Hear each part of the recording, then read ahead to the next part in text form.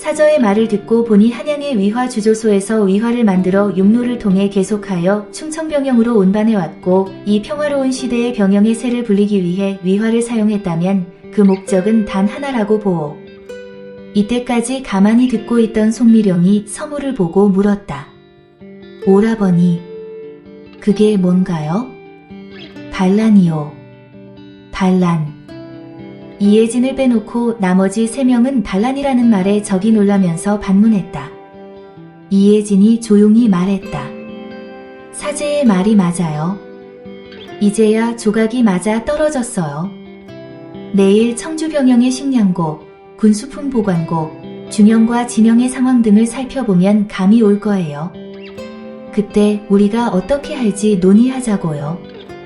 이 낭자 하면 반란의 괴수는 누구일까요? 충청 병사 이치우일까요? 이치우는 아니에요.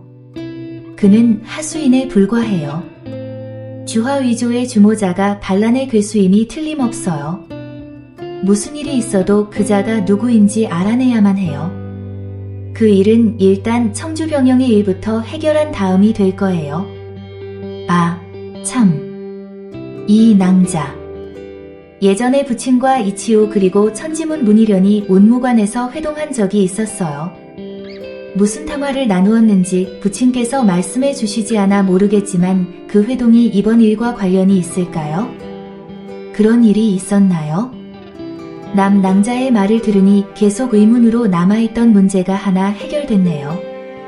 그게 뭔가요? 그날의 회동의 주제는 아마도 반란이었을 거예요. 천지문과 운무관은 그 당시 혈맹 관계를 유지하고 있었지요. 따라서 남관주님은 처음에는 그들의 제의에 동의하셨을 거예요. 그러나 갑자기 남관주님의 심경의 변화가 일어나 그들과 소원해졌고 한양 선무관에 남낭자를 보내어 유대관계를 돈독히 하고자 했어요. 이를 알아챈 문희련 일당은 남관주님이 돌아서자 그들의 음모가 탄로날까 염려되어 운무관 사건을 일으키게 된 것이에요. 그렇다면 무의방도 이번 반란에 가담했다고 봐야 해요. 또한 그들은 주화위조의 공범이기도 하고요. 운무관 사건의 원인은 바로 그것이었군요. 이제야 모든 것을 알 것 같아요. 다음 날 이들은 청주병영의 수레보다 먼저 서둘러서 진천을 떠났다. 청주에 도착한 이들은 역할을 분담하기로 했다. 서무와 송미령, 현인중과 남수련은 각각 부부로 위장하여 읍성으로 들어간 후 밤이 늦기를 기다려 서무는 준영과 진영을 살피고 현인중은 식량고 그리고 이혜진은 온주헌과 내아의 동태를 살피기로 했다. 이들은 청주 읍성의 남쪽 문인 청남문을 무사히 통과했다. 청남문에서 조금 걸어가니 저작거리가 나오고 저작거리를 지나 한참을 걸어가니 드디어 청영정문인 정곡루가 보였다. 이혜진은 예전에 강호 유람시 이곳에 체제한 적이 있었기 때문에 기억에 생생했다. 이혜진은 정곡루를 바라보면서 모두에게 말했다. 저 충청 병마절도 사형문인 정곡루를 통과하면 비장청인 예나헌이 있고 예나헌을 지나면 군사지휘소인 통굴루가 있어요. 그리고 좌측에 동원인 운주헌이 있고 그 안쪽으로 내아가 있는데 통굴루의 오른쪽으로 식량고와 무기고가 있어요. 그리고 준영은 병영의 남쪽에 위치하고 있고 경계가 삼엄하니 조심해야 할 거예요. 알았소. 일단 저작거리 주점에 들러 요기를 한 후 밤에 다시 움직이도록 해야겠소. 그래야겠죠. 가지요. 그날 밤 현인중과 남수련은 식량고와 무기고를 살피기 위해 통굴루의 오른쪽 담을 뛰어 사뿐히 내려섰다. 경계가 삼엄한 병영이었지만 식량고와 무기고를 지키는 군졸은 없었다. 잠시 주위를 경계하던 둘은 발자국 소리에 몸을 숨겼다. 조족 등을 손에 들은 순찰군이었다. 순찰군이 지나간 후 둘은 재빨리 식량고로 숨어 들어갔다. 식량고에서 둘은 이상함을 느꼈다. 곧 출병할 군사들의 군량미로 가득 차 있어야 할 식량고가 거의 비어 있었다. 둘은 일단 식량고를 확인하고 밖으로 나와 밤의 정적을 가르며 담을 뛰어넘어 저작거리의 주막으로 향하여 달려갔다. 이혜진은 온주헌의 지붕 위로 올라갔다.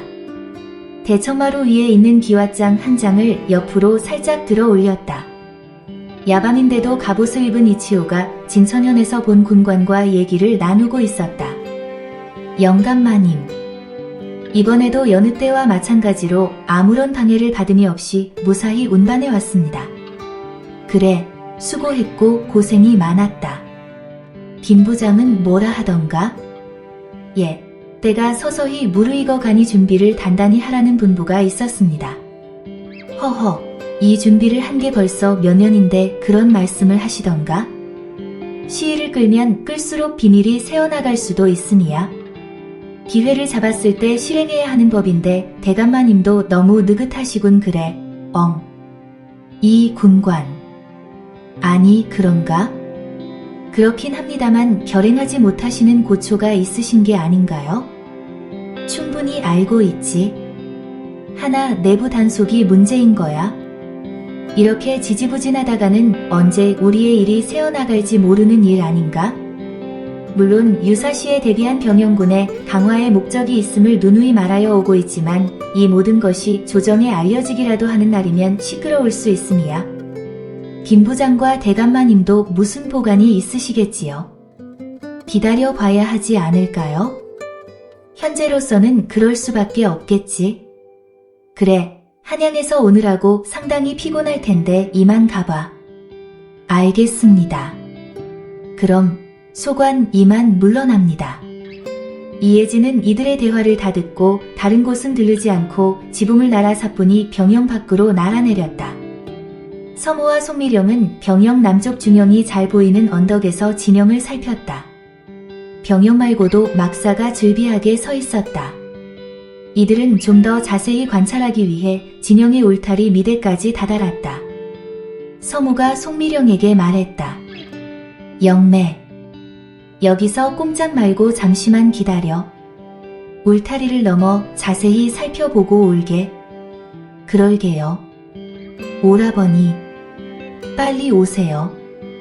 말을 마친 송미령이 갑자기 비명을 지르며 쓰러졌다. 서무가 깜짝 놀라 그녀를 바라보았다. 그녀의 왼쪽 종아리에 화살이 박혀 있었다. 고개를 들어 바라보니 울타리를 끼고 서너 명의 군사들이 이들을 향해 달려오고 있었다. 웬 놈들이냐? 야밤에 병영을 넘으려 하다니 너희가 겁이 없구나. 말하며 창을 들어 서무를 공격했다. 서무는 송미령이 심한 상처를 입어 시간을 끌 수가 없었다. 군사들을 향해 승용장 제10장을 마음껏 시전하니 순식간에 군사들은 멀리 날아가 땅으로 곤두박질 치더니 전혀 움직이지 않았다. 영매, 등에 업혀. 서무는 앞뒤 가릴 것 없이 송미령을 등에 업고 날았다. 한참을 날아 더 이상 추격군이 없게 되자 서무는 마침 보이는 공가로 들어가 그녀를 자리에 엎혀서 눕히고 화살이 박힌 종아리를 살펴보았다. 그녀는 의식을 잃었는지 꼼짝도 하지 않았다. 종아리 주위는 이미 시퍼렇게 부어올랐다. 독화살이었다. 서무는 즉시 화살을 뽑았다. 화살을 뽑은 자리에서 선혈이 뿜어져 나왔다. 혀를 짚어 일단 지혈을 한 다음 서무는 사부님에게 배운 독을 배출하는 방법을 쓰기로 했다.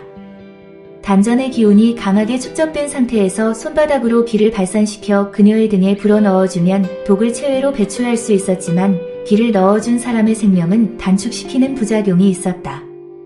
그러나 서무는 아랑곳하지 않고 전력을 다하여 단전의 기를 모아 그녀의 등에 주입시켰다.